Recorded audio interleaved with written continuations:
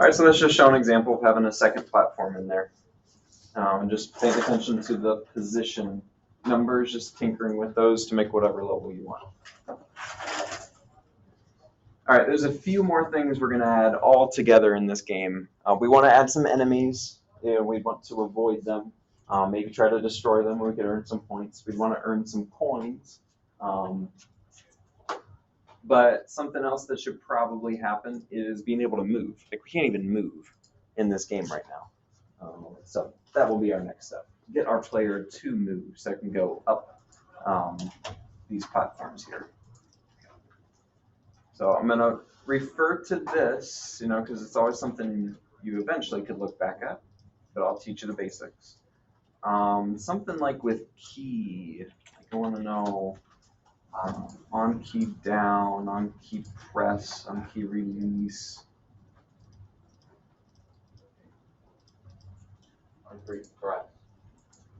On key press, yeah. So I'm trying to remember the difference between them. So on key press will register an event that runs when user presses a key. And on key release is when you release it. On key down. So should you use both? I think we might end up needing both, yeah. Because we're going to want to move like left and right. Yeah. So on key down, it looks like keeps going. Registers an event that runs every time, every frame when a key is held down. But that might be kind of helpful for this. Okay, let's try jump. I think jump is a little more straightforward. It's an on key press then.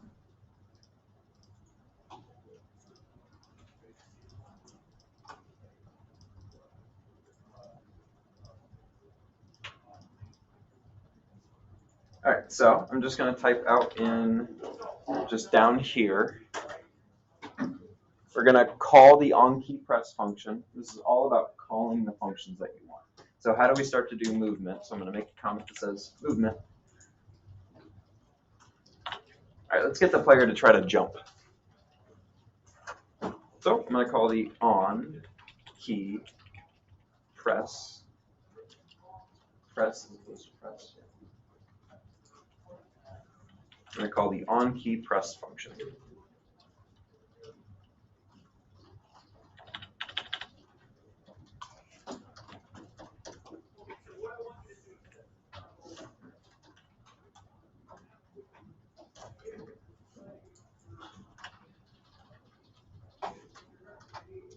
All right, now there's a whole bunch of keys that we could press, so we do have to specify which one are we even talking about here.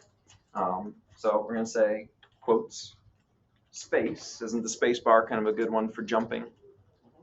So quotes space. So on key press and for the space. Then we try to say what happens. And this part gets a little interesting.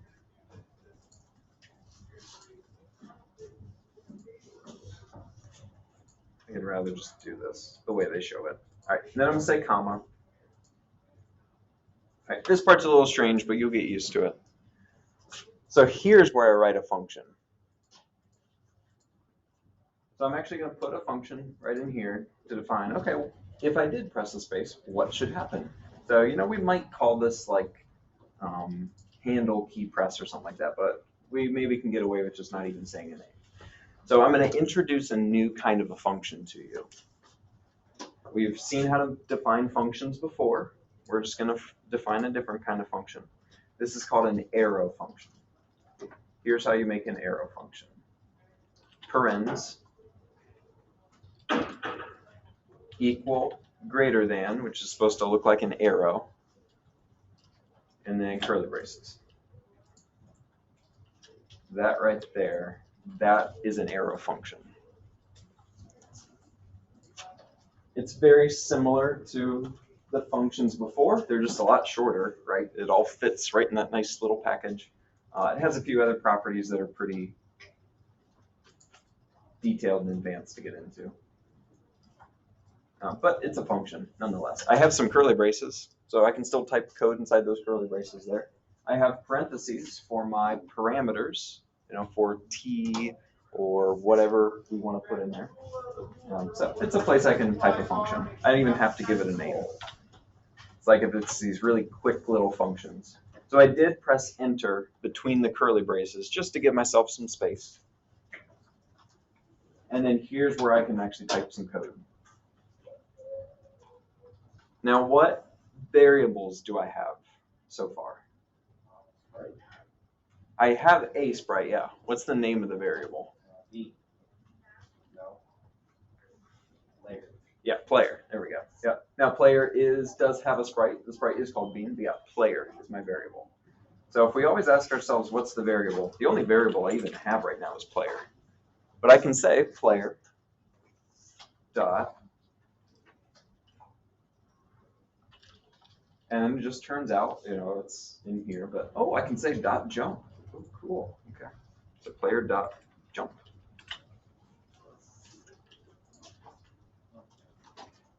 And then parentheses, because I'm calling a function. I want the player to jump. I'm not just like, oh, hey, what's your x value? Oh, what's your velocity? I'm telling you to do something. So the parentheses are going to be there. So that should make it jump. Let's see what happens. Yes, if you press the space bar. Yeah. Now I think you have to click in the game first. I think otherwise it won't know what you're trying to do. Yeah. So make sure to click on your game, because you're editing on the left and you're playing on the right. The Chrome browser is going to be confused. So do make sure to click over there first. All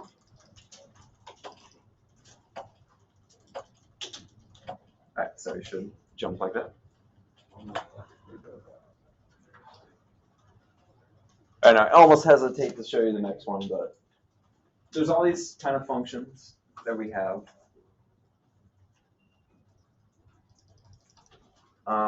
So there's like really random functions we can use. What is it called?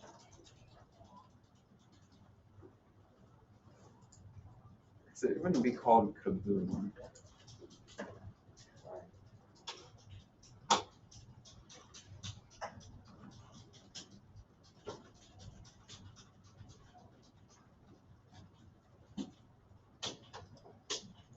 And there's this one, but I'm trying to find the other one. Is it Add Kaboom? Is that what it's called?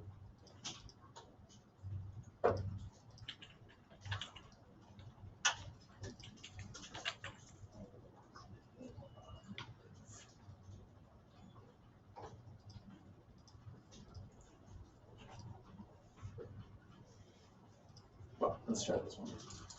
Where is it? All right, so I can make the player jump. All right. I can also, there's a very strange function called burp. So I can just call the burp function. You maybe won't notice what it does at first until you turn your volume on. So your speakers are down there. You do have built-in speakers.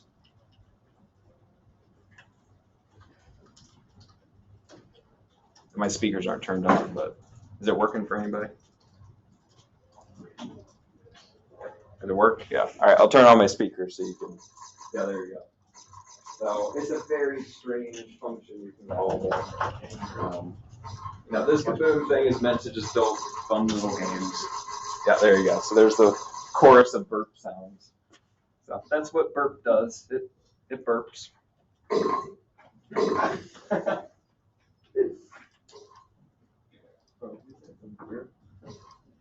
There's another fun one called, I think it's called Shake. So it kind of like wiggles the screen a little bit. So you get fun little animations that they're, it'd be a little tricky to do just by yourself, but we could just get to call it. It's like Kaboom or something. I gotta find it.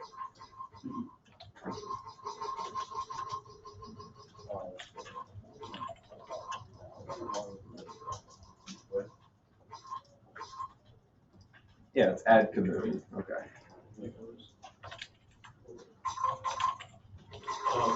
Add Kaboom with a capital K.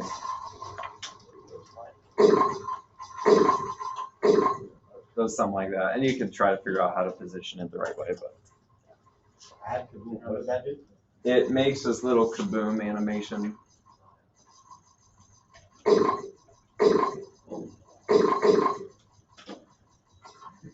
Yeah, and well, I think we'll see how to really use that in the future, but just to show it's there.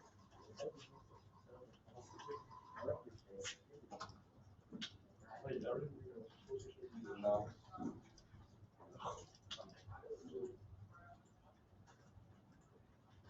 Yep, so it's kind of nice. I like some of these features about Kaboom that you can just make these little animations happen really easy.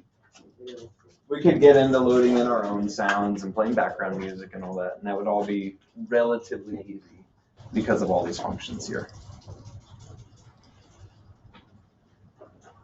All right, so we have jumping taken care of and all this other craziness that's going on. So let's try to get it to move left and right too, because okay, I can jump, but I still can't get to that other platform.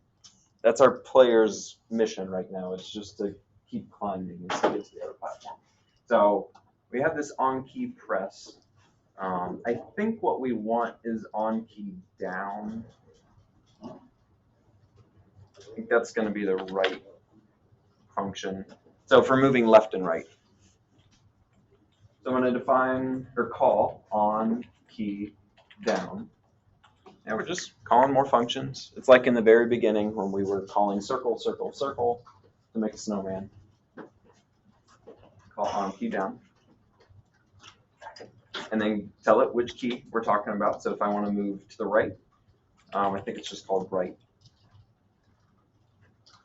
It's in the website somewhere. And then comma, and then an arrow function.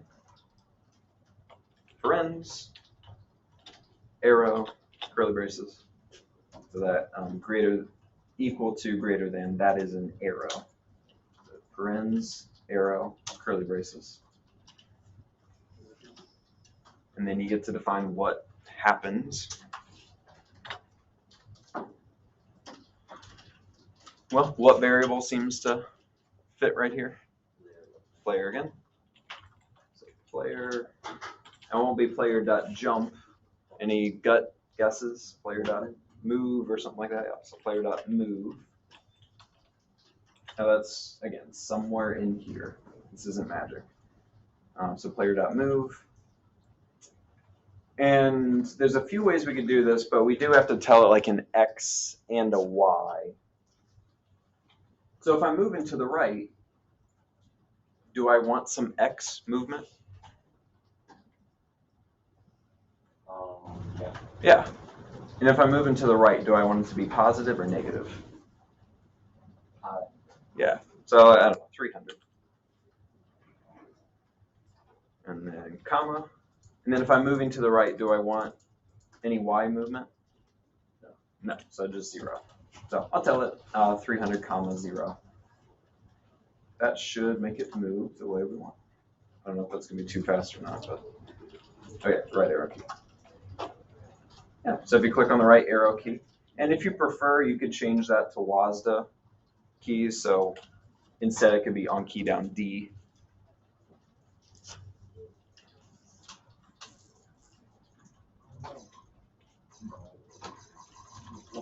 Yep, and depending on your, oh, I didn't use to jump actually.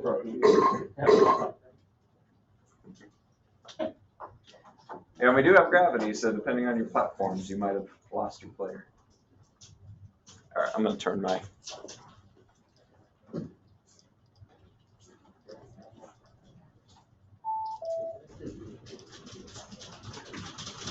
Yeah, now as far as program design goes, I wanted to show you all that, but you know, burp probably doesn't make sense for jumping or add kaboom. I might use those in a different place. Shake, that feels okay. Like I'm jumping, I guess, but.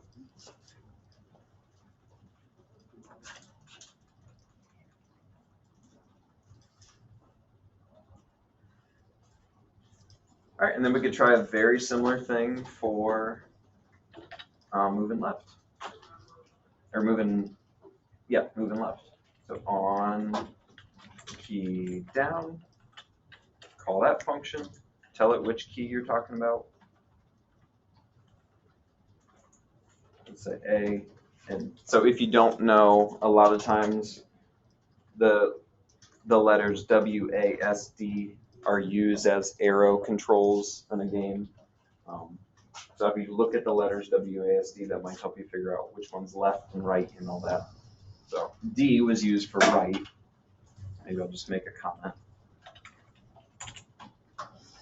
Can I make it right? So, Yeah, that's fine. Yeah, but if you'd rather use the arrow keys, you could type the word right, and that represents the right arrow key. Oh, I'm going to use WASD though. So A is on that left side between the WASD keys. So use that for left here. So on key down A, comma, and then I put an arrow function. What happens?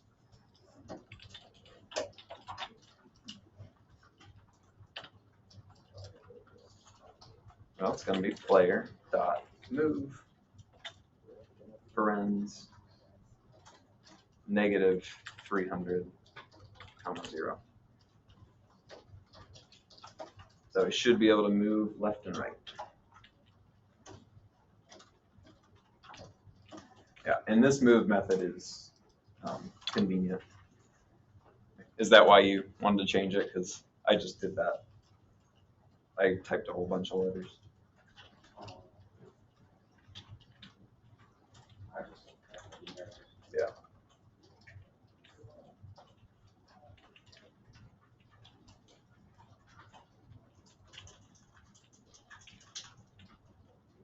All right, now.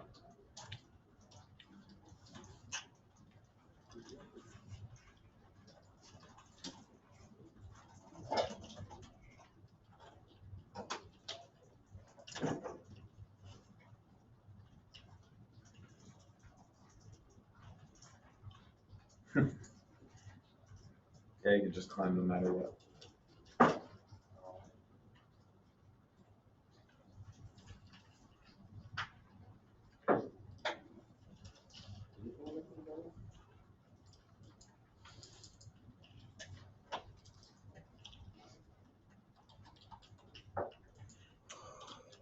Right. So what do we got? Got the player moving, got some jumping.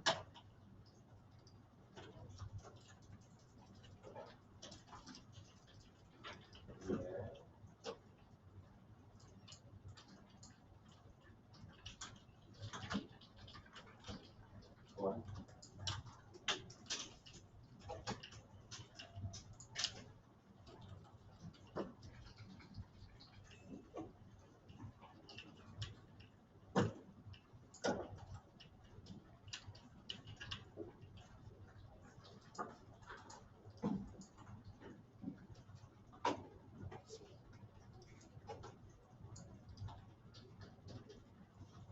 All right, so let's look at then.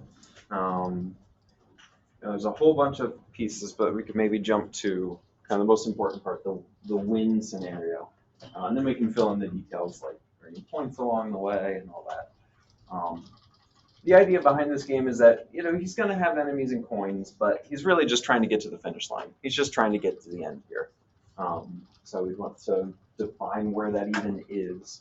So I'm going to make one more platform that's like up here. So hopefully it could jump to get up there. And then I'm going to place like a finish line, a finish goal on top of that platform. So I'm just going to go up to where I'm making all my platforms. And I'm just going to add another one. So probably even going to copy and paste it here. Let's make another platform. It's a rectangle. Its position, though, should be a pretty small X position and a pretty small Y position, too. 100. Let's see what that looks like. Probably a little bit lower. Maybe I'll try 200. I don't think I'm going to be able to make that jump. I mean, I could with spamming it, because you've probably already tried that. So. All right, but this seems good. I think my player needs to move, but that's fine. All right, and then I'm going to add another. It's not a platform, but I'm going to do that again, basically. I'm going to try to add a green finish line, which at the beginning is just gonna look like a platform. So it's a rectangle. Its position should be kind of similar to this, but maybe 150, is that gonna be the magic number? Because it's 50 high. And then the color, gonna be no red, all green, no blue. Yeah, there we go. Okay, so there's the finish line that I'm already at.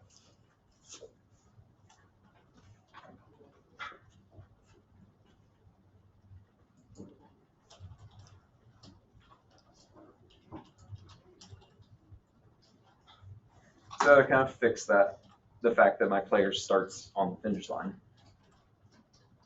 I'm gonna go up to the player. I'm gonna tinker with that position element here. So what do I need it to be, like 250 maybe on the Y? Yeah, maybe 300 would look better. Yeah, that looks pretty good. All right, so now I gotta, yeah, I'm probably not gonna keep that kaboom thing, or the shake.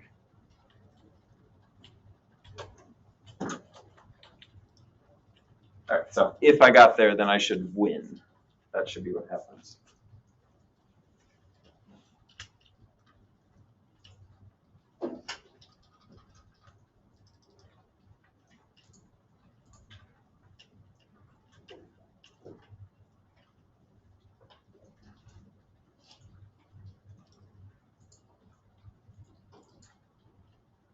So I'm going to type some more code here to make some of that happen. I'm actually going to put it right here. It doesn't matter a whole lot in reality, but keep the movement stuff at the bottom. That stuff's basic and boring. Right here I might do, I'm going to call this collisions, because I'm definitely going to collide with the finish line, with the coins, with the enemies. I'm going to want to think about all those. So there's just more functions that Kaboom has for us. I think it's called onCollide. So there is an onCollide function that will just handle what is colliding with another thing.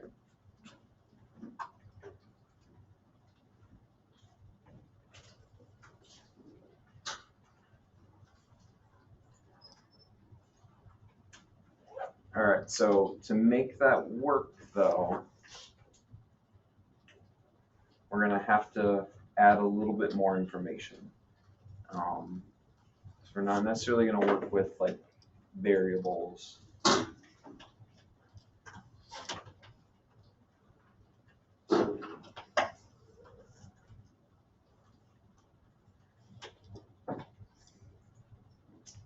All right, let's talk about these things called tags. So this is where this comes in. That very last quote unquote platform, the green one, that isn't a platform. All right, it's a finish line. It's something kind of different. So I need to say that somewhere. So I'm going to add another component inside that last one, the one that's green. I'm just going to say quotes finished. And then after the quotes, I'm going to put a comma to go to the next one.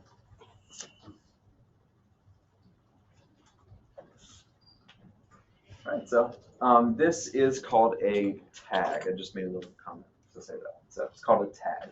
So I've tagged this object as a finish.